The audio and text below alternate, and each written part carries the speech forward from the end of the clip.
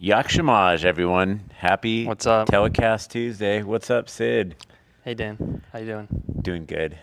Feeling very fresh after a little trip to the dentist on this beautiful Ooh. Tuesday, all in preparation to showcase these pearly white teeth to the folks at the EuroLens Summit Yep. in London, England. And I want to give a quick shout out to B for a fantastic technical production today. Big shout out to Justin Emilio in the chat. If you have questions, type them to Justin. He will relay them to Sid and myself. Please do. We have a real big treat for you in store if you're just tuning into the telecast today.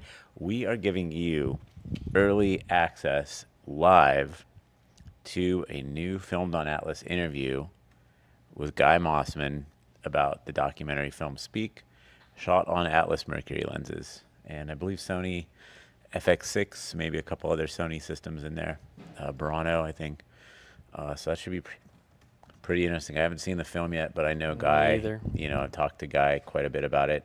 And we have a great question coming in from the chat, which is what is our current setup, courtesy of B, for our technical telecast Tuesday today? We have the Alexa Mini LF in Alexa Classic color profile using the Atlas Mercury Series 27 millimeter lens, which you, Coded. viewer, can get early order access to. Hit our DMs. We will give you a secret link that will give you early access to that lens today. We can ship it to you today if it is paid. New story for Atlas. You might have heard of us taking pre-orders. Have to wait a little while. Then the lens is ready. Then you pay the balance. Then we ship. We're on a new wave. Yep. People are already getting their hands on it, so Don't miss out. Tap jump in. ahead. Drop us a DM. We'll send you that secret link for early access to get one today. So that's the 27 millimeter Mercury. You could see it's beautiful. We got a It's little bit of wide. diffusion in the air. We are feeling good. Big shout out to our sponsor, Old Gold Beer, brought to you by the B1000. This is our B1000. Anybody, we have any Terminator 2 fans in the audience? This is the B1000. Yes, he is sentient. He's our replacement for There's Mr. Brendan. there's no replacement for Brendan, but he is a nice beer topper for your Old Gold strange lager. So tap in. And I would be remiss to say, you know, let us know after 28 beers later Yep. how you're feeling. Old Gold, B1000. So, yeah, that was a great question about the 27 millimeter Mercury. Yep. Of course, we got to talk about our sponsor, Old Gold, and the B1000, our beautiful mascot bust of dear Brendan. And we have the question coming in, which is, does Oh, the that's a 27 good millimeter question. Mercury accept an 86 millimeter screw-in filter? Not this one, not today. You are going to need either behind the lens ND filtration or a matte box or a slip-on filter. It's a 95 millimeter front, just like the other Mercuries. Get yourself something like a Tilta Mirage matte box. Get yourself something like an Abracam 3D printed matte box. They're very cheap, very lightweight, easy to use, and square filters. Why live round when you can live square? That's what I say about filters. Yeah, and the 95 millimeters for the whole series, other than just the 24, correct? Yeah, so the outer diameter of all the Mercury series lenses, except the 24 millimeter Mercury, is 95 OD. So for the 24, you are going to need a 114 matte box or clamp on ring, which is exactly what we use with the Orion series. There So you for go. all of our Orion fans out there, familiar territory, unless you're using an ultra wide like they did on Anora, where they used the 21 millimeter Orion. That has a 136 millimeter outer diameter, and to get that wide, you're going to need just a bigger front, bigger filters. Yep. It's the world we live in. So, yeah. Anyway, I'm very excited to give everyone who's tapped in today early preliminary access to watch the Guy Mossman FOA about the film Speak. Big shout out to Miette. Big shout out to B. I believe B shot that one. Miette directed Nice. it, handled the interview, and did the editorial. And that will be available in wide release this Friday, but you're getting early order access today to watch that. And if you're looking for plans on what to do this Friday, check out Babylon being shown in 70 millimeter film Wow, at American Cinematheque. that's So cool. I haven't seen it in a 70 millimeter screening, and that's interesting because, they shot custom Orion series lenses, beautiful work by Damien Chazelle, Lena Sandgren, ASC FSF, and the wonderful color correction and dailies and colorist work of Mr. Captain Cinema. So check it out in the theater. Let us know what you think. If you haven't seen Babylon, I haven't seen the 70 millimeter print, but they shot 35 millimeter film and then did a 70 millimeter print. So that would be a treat. I am unfortunately, or fortunately, depending on how you look at it, going to be He's gone. in the UK. I'll be gone. Yeah. He Not will be till missed. November. I'm gone till next week. Yep. But if you are in Europe or thinking about going to Europe, this would be a good week to head over to Europe. Check out the EuroLens Summit. Stop by the UK.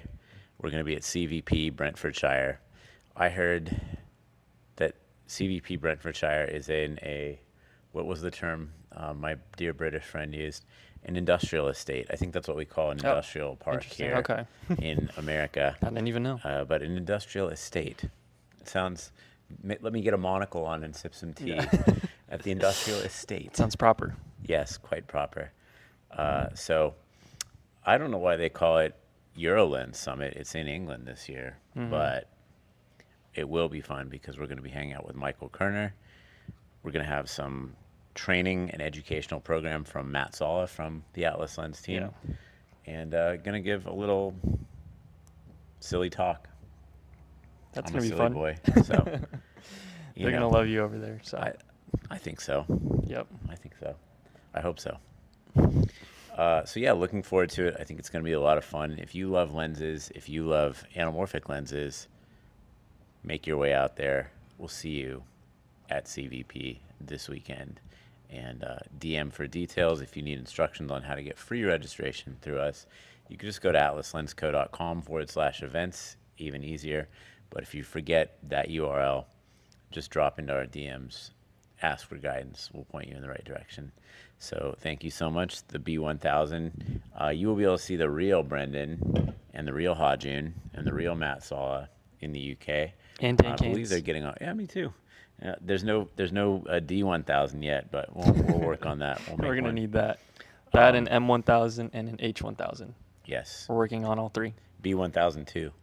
Yes. Also, so many thousands. Yeah. Yes. So watch Terminator 2. It's one of my favorite films.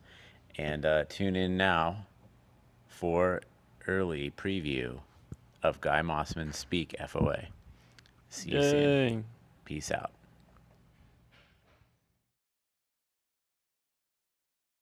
Being at Sundance with our subjects and their coaches was amazing. It was like very emotional for everyone. I think everybody was in tears. And Josh Gad came. He's one of our exec producers. So Josh Gad was there and they all got pictures with him and hung out with him at the reception. People would come up to them after the film. They would just walk up to them on Main Street. They were there for 4 days and every day people were coming up to them saying, "You are amazing. I want my kid to do this," or "Keep it up." I think it's great. And I think it brings communities together. So it's pretty special.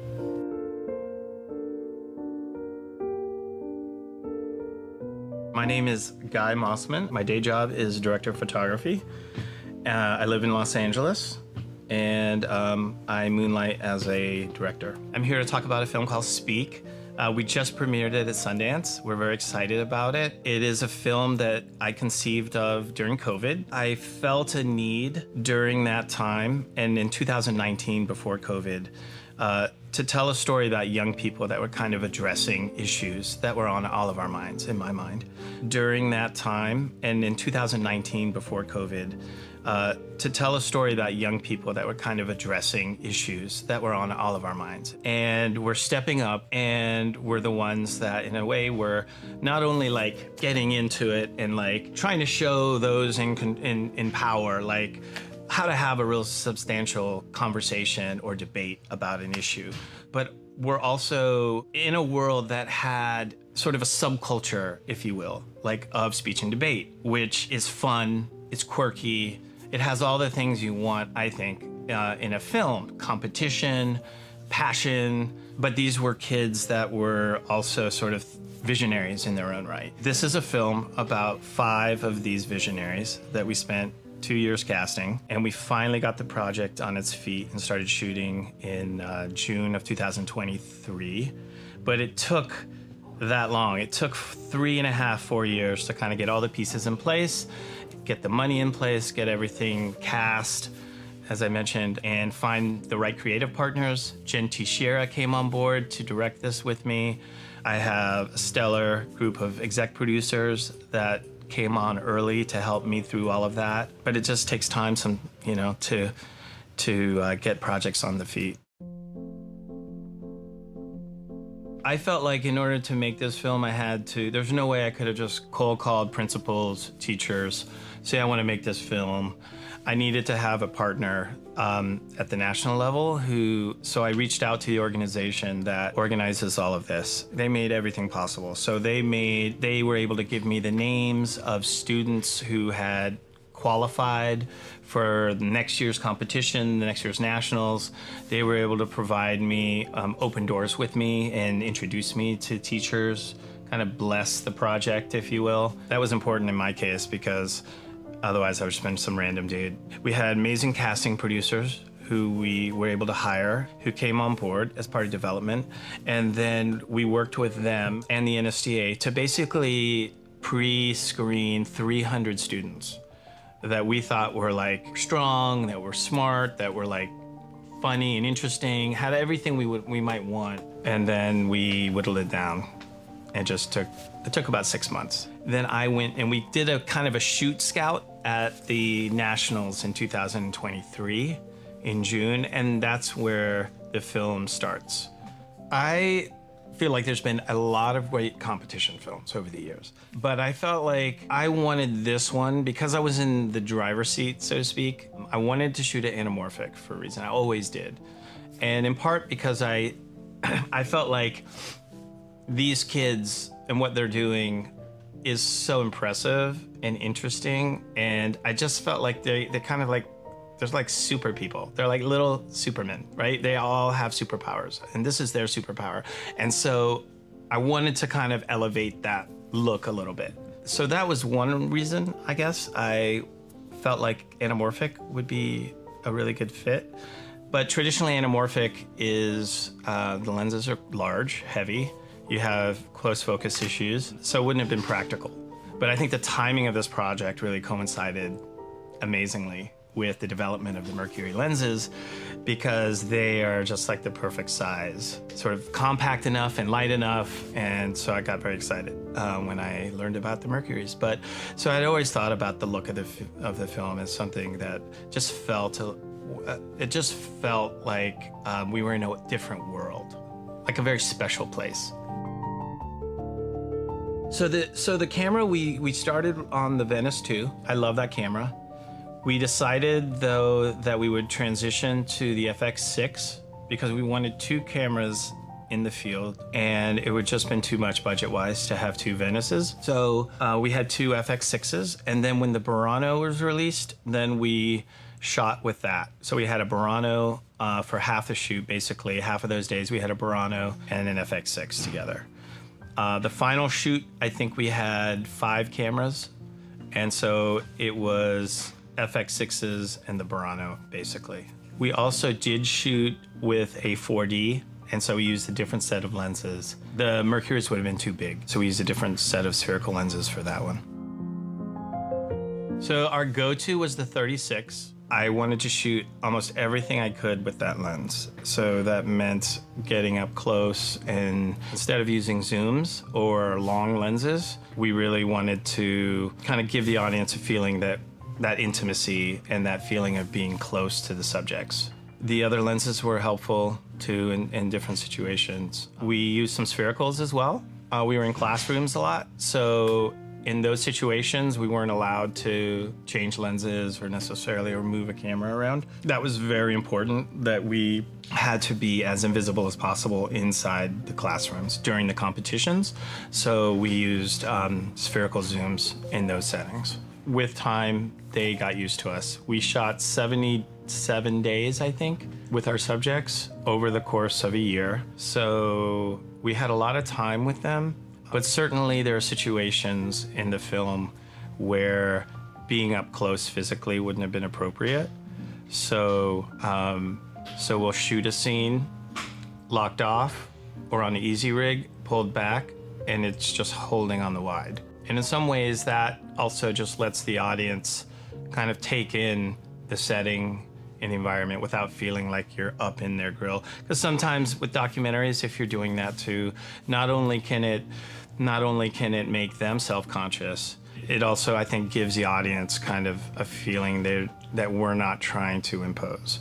And I think that's important. I think audiences really are more aware of that, especially with young people. There were a lot of lessons learned along the way for me, or at least it was a learning process for all of us, how we were going to shoot this in a way that was still safe, where they felt safe or they felt, they could be themselves and not.